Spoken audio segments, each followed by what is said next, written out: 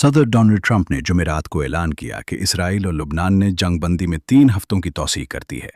साथ ही उन्होंने जल्द ही एक तारीखी सफरीकी मुलाकात और मुमकिना अमन मुआहदे की उम्मीद भी जाहिर की। जबकि दूसरी जानिब इसराइली हमलों के बाद हिजबुल्लाह ने भी इसराइल के ज़ेर कब्ज़ा इलाकों रॉकेट दागे हैं। यूरोपीय यूनियन की खारजा उमूर की सरबराह काजा कालिस ने जुमे को कहा कि ईरान के साथ मुज़ाकरात में जौहरी माहिरीन को शामिल किया जाना चाहिए। बसूरत दीगर हमें एक ज़्यादा ख़तरनाक ईरान का सामना करना पड़ेगा। काजा कालिस ने कब्रस में यूरोपीय रहनुमाओं के एक गैर रस्मी सरबराही इजलास से कबल गुफ्तगू करते हुए कहा कि अगर मुज़ाकरात सिर्फ जौहरी उमूर के बारे में हैं और मेज़ पर कोई जौहरी माहिरीन मौजूद नहीं है, तो हम एक ऐसे मुआहदे पर पहुंचेंगे जो JCPOA से भी कमज़ोर होगा। इन खबरों के साथ मैं हूं अली हसन जाफरी और आप देख रहे हैं मीज़ान न्यूज़ का स्पेशल एपिसोड। आज जुमा है, अप्रैल की 24 तारीख। आज की बैठक में हम जायजा लेंगे कि अमेरिका ने ईरान के खिलाफ मुहिम जुई के दौरान किया खोया और वाशिंगटन को सलामती के हवाले से किन चैलेंजेस का सामना है।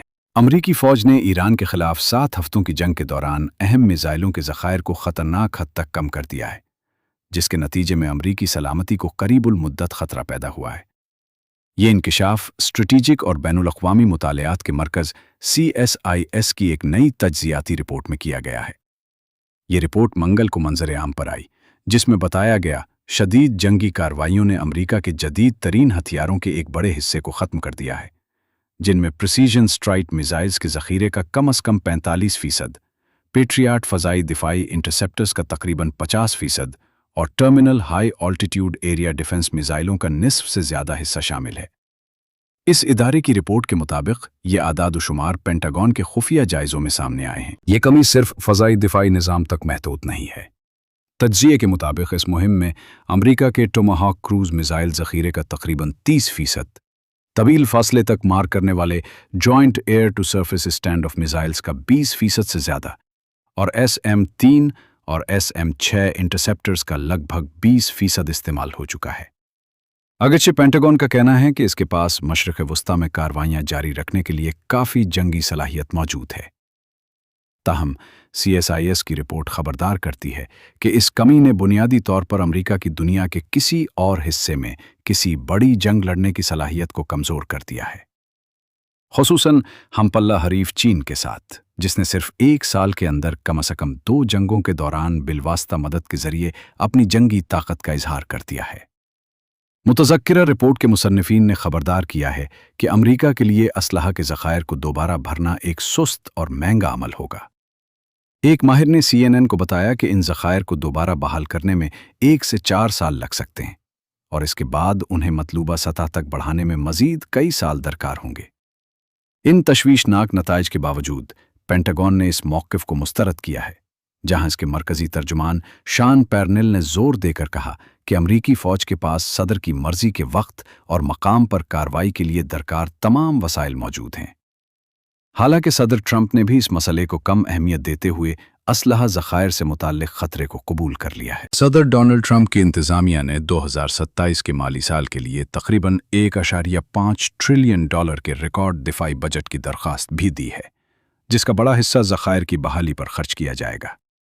इससे कबल इसी माह वॉल स्ट्रीट जर्नल ने रिपोर्ट किया था कि पेंटागन ने बड़ी अमरीकी कारसाज कंपनियों जनरल मोटर्स और फोर्ड से भी राब्ता किया है और इनसे शहरी मकासद के लिए इंजन बनाने के बजाय फैक्ट्रियों को असलहा और दीगर फौजी साजो सामान की तैयारी के लिए इस्तेमाल करने का कहा है। जब हम इस बात का जायज़ा लेते हैं कि सदर ट्रंप ने एक इंतहाई कमज़ोर मुल्क पाकिस्तान की क़यादत के ज़रिए जंगबंदी क्यों मांगी, क्योंकि वो असलहा से मुताल्लिक़ ख़तरे को भांप चुके थे। नेज़ ट्रंप ने मग़रबी बहरुल काहिल से अमरीकी फ़ौज को इस सोच के साथ मशरिक़ वस्ता मुंतकिल किया था कि ईरान के ख़िलाफ़ जंग चंद दिनों में ख़त्म हो जाएगी, मगर ईरान की रीढ़ की हड्डी नहायत मजबूत निकली और दूसरी तरफ बहरुल काहिल के समंदरी ख़ित्ते में ख़तरात बढ़ना शुरू हो चुके हैं।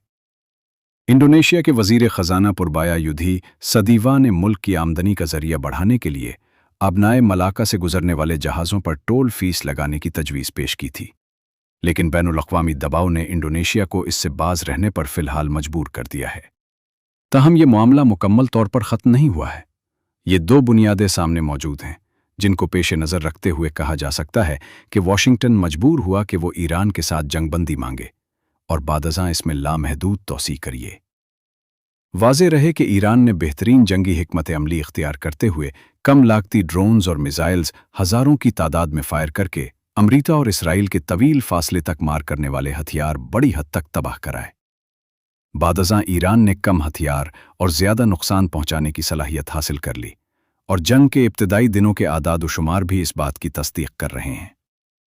جب امریکہ کی ایران کے خلاف جنگ ختم ہوگی تو مشرق وسطی بھیجے گئے بحری اثاثے دوبارہ بحر الکاہل واپس چلے جائیں گے، لیکن ختم شدہ ہتھیاروں کے ذخائر کو دوبارہ بھرنے اور مطلوبہ سطح تک پہنچانے میں کئی سال لگیں گے۔